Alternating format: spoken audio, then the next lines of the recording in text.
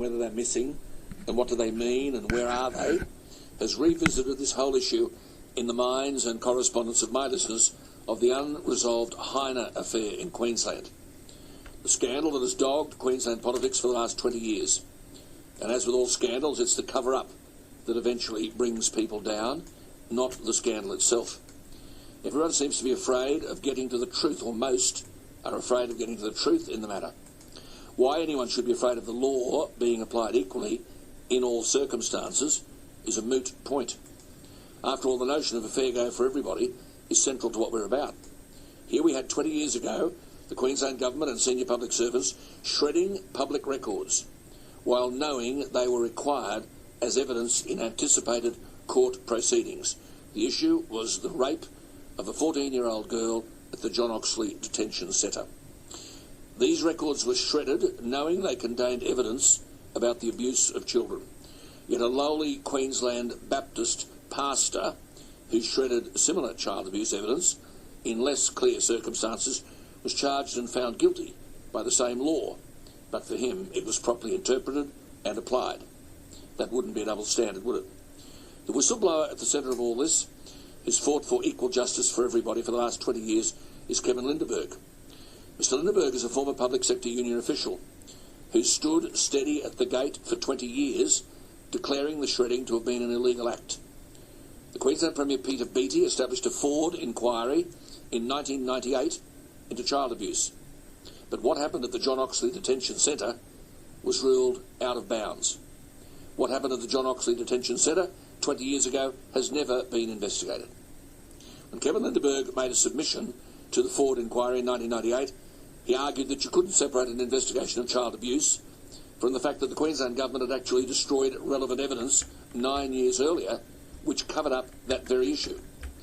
But the inquiry said the terms of reference set by the Beattie government for an inquiry headed by a former Queensland Governor, Leneen Ford, prevented it from looking at the John Oxley issue. So the Ford inquiry, headed by the former Governor of Queensland, never confronted the reality that all the members of the Goss cabinet who participated in the decision to shred the Heine documents, 5 of whom served in the Beattie government, in the opinion of some of the nation's most senior legal figures, should be found guilty, along with public servants who were party to the shredding, of the obstruction of justice, and as I said, that includes the public servants who operated with them.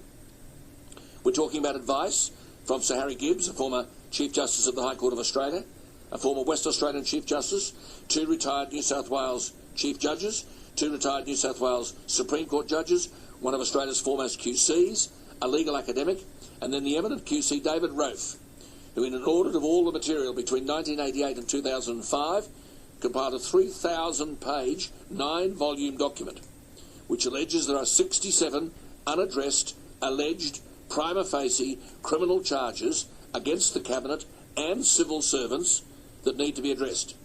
Now, as I said, lest the argument be seen as a witch hunt against Kevin Rudd, when all those people began reviewing all that material, Mr Beazley was leader of the opposition. There wasn't the slightest suggestion that Kevin Rudd ever would be, let alone Prime Minister. But now that he is, why wouldn't he appoint an independent special prosecutor for a proper investigation of these issues? As I said, the public servant in question is Kevin Lindberg. He's been humiliated, vilified, condemned, ridiculed, called a crackpot, labelled obsessive, his livelihood ruined, just because as a former public sector union official, he has declared the shredding of these documents to be an illegal act. And he's got a stack of legal luminaries standing by him. This is a monumental struggle for justice, and indeed I should say the scandal has been categorised by the international community of archivists as one of the 14 great shredding scandals of the 20th century. It's lectured about in universities around the world: Michigan, Pittsburgh, Cape Town, Manitoba and British Columbia. It's been declared by whistleblowers, Australia, as one of the nation's 5 most important episodes of whistleblowing. Kevin Lindberg is on the line. Mr Lindberg, good morning. Good morning, Alan. I suppose there's a distinct irony here for you that Kevin Rudd's calling for people's resignations and talking about integrity. Yes, well, it's not lost on me, I can assure you of that. So the judge's statement, all those eminent judges way back in 2007, calling for a special prosecutor to investigate the whole affair, was delivered to Premier Beattie and ignored. Then he resigned, delivered to Premier Bligh, and she's ignored it. That's right.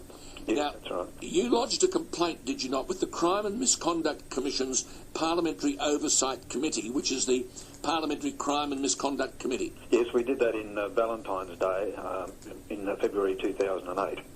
And that was in relation to the 9 volumes of the ROFE QC audit. That's right, yes. And in relation to the findings by those eminent lawyers and jurists that there were 68 alleged prima facie criminal charges against various public officials. Yeah, not just suspected official misconduct, but it went to the level of prima facie criminal charges. Right. So, and all the background, all the legal documentation, a 55-page legal documentation supporting the judge's statements. That's right. And you asked for that material to be reviewed by an independent interstate QC or a retired judge. That's correct. So the Queensland Parliamentary Crime and Misconduct Committee is made up of members of Parliament from both sides, is it not? Yes, correct, yes. And under the law, any decision must be bipartisan. In relation to the type of complaint that we lodged, yes. Right. So, and that's to protect whistleblowers, otherwise governments could block off whistleblowers at any time. You'd have to get people from both sides to agree to a conclusion. That's right. That's precisely right. Now, after you lodged your complaint with the PCMC, the Prime Minister, the then Prime Minister Rudd, the Parliamentary Crime and Misconduct Committee of PCMC, the then Prime Minister Rudd nominated the Queensland Governor Quentin Bryce to be the next Governor-General. Is it true, and do you know it as a fact, that both of them were adversely named in the audit over the handling of the matter at particular times when they held public office in Queensland? I know that for an absolute fact. So in other words, both were being investigated by the Queensland Parliamentary Crime and Misconduct Committee. It was in the material before that parliamentary committee at the time. About the shredding of evidence about the abuse of that 14-year-old child. And other children, how they handled the matter at particular times, that's right. And you were concerned that the Governor-General would be sworn in prior to these matters being resolved. That's right, because I was concerned about maintaining the integrity of the Office of Governor-General. It wasn't about Quentin Bryce as such, but it was about maintaining the integrity of the Office of Governor-General. That's a paramount duty, in my view. You wrote to the Queen on the 30th of May last year, pointing out the relevant Heine facts and the dangers of swearing in a new Governor-General going ahead while serious questions remained unanswered.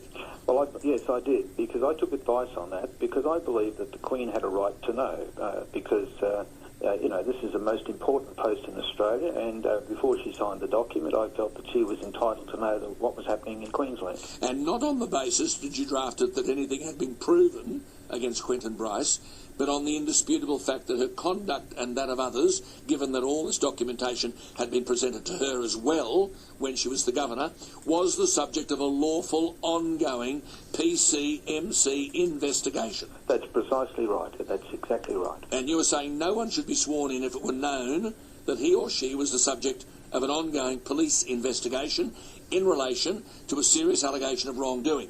That's right, because, see, the Parliamentary Crime Misconduct Committee, that's a lawful inquiry. It can set up inquiries, it can have matters referred to the DPP. Well, the Queensland Parliament is the highest court in the state, isn't it? That's right, yes, exactly. So you also sent a copy to the then Governor-General, Michael Jeffrey. Yes, that's right. Do you know as a fact that he wrote on the 10th of June last year to Prime Minister Rudd seeking an investigation and advice on the contents of your letter, which was in effect about the Heine affair? Yes, I hold a copy of that letter. And did Prime Minister Rudd ignore the request from Australia's head of state? Yes, that's right. Nothing was done about it. He did nothing? I never got a reply back. Nothing was done about it. So the swearing-in of the new Governor-General went ahead with these critically important questions unanswered when the Prime Minister, the now Prime Minister, and the now Governor-General are named in that documentation. That's right. You wrote again to the Queen on the 24th of October. And did Buckingham Palace respond to you? Yes, they did. I got a letter from them dated the 26th of November. And I've seen that letter, and there is a key paragraph which says, quote, "Careful note's been taken of your comments. However, the Queen's position as a constitutional sovereign precludes her from personally intervening in matters such as this. I, and that is the senior correspondence officer of the Queen who was writing the letter, have nevertheless been instructed to forward your letter and enclosures to Anna Bligh MP, Premier of Queensland, Queensland State Government, PO Box 15185, City East, Queensland 4002, so that your approach to Her Majesty on this matter may be known and consideration given to the points you raise. Now, that surely can be taken to say that the Queen, who normally doesn't intervene on such matters, had in fact sent the material to Premier Bligh. That's right. The word nevertheless. You're saying I normally don't do it, but nevertheless, under these circumstances, I'm going to do so. And just a couple of weeks ago, you wrote to the Premier's Director General, who told you, as I understand it, that the Queen never wrote to Premier Bligh. That's right. I got a letter from the Director General on the 27th of May saying that the Queen never wrote to Anna Bligh, and therefore she never wrote back to her. The PCMC, which under the statutory rules of the Parliament can't arrive at any decision which has merit unless it is bipartisan, that is, it's either a majority of the committee or there are people from both sides of politics who sign off on the resolution. But they took a decision in January this year, did they not to refer all these documents by the leading QC, by all of those judges, not to refer those things for independent examination and advice, and this was done in-house. It's an ALP report. Yes, that's right, yes. So it was a majority decision by the ALP members of the committee, but it wasn't bipartisan, as the law requires. That's right. I mean, the non-government members wanted the matter referred, they wanted it investigated, but the ALP said no, they wouldn't do it. So the decision has no force under the Crime and Misconduct Act. That's and the matter can't be considered properly finalised. That's right. That's the view of senior counsel and other people who are experienced in statutory interpretation. It's lopsided. It means they're saying that. So the cover-up continues. That's right. Exactly. Cover-up continues. Now, the last time we talked about this some years ago, I was described as obsessive and the Pied Piper of conspiracy theorists. This is the plight of whistleblowers, is it not? You get everything thrown at you. That's right, precisely. Yes. And you're saying that there just must be equality before the law, that you detest bullies. You've said to me you abhor child abuse, you abhor the abuse of women, you abhor the abuse of power. You've got nothing to do with right-wing extremists, and you've been running your own race. I am independent. I am not the servant of others, and I'm the one who runs this business. I've got nothing whatsoever to do with extreme right people, right-wing organisations. But others are concerned because 3 weeks ago you were invited to give a lecture on the Heiner affair and whistleblowing at the University of Queensland's School of Business to 20 of its senior under and postgraduate students, some of whom were overseas students. Of course, that's right. I mean, people in the know, they know how serious this issue is. And am I right in saying that another book on public record keeping is coming out in the United States in a couple of months with the support of the Society of the American Archivists, which is the greatest body on earth when it comes to public record keeping, and that the Heiner affair will be one of the cases cited in the book? That's right. So it's another book on the Heiner affair, being lectured on. That'll go throughout the world, to universities throughout the world, to use for students coming up about proper record keeping.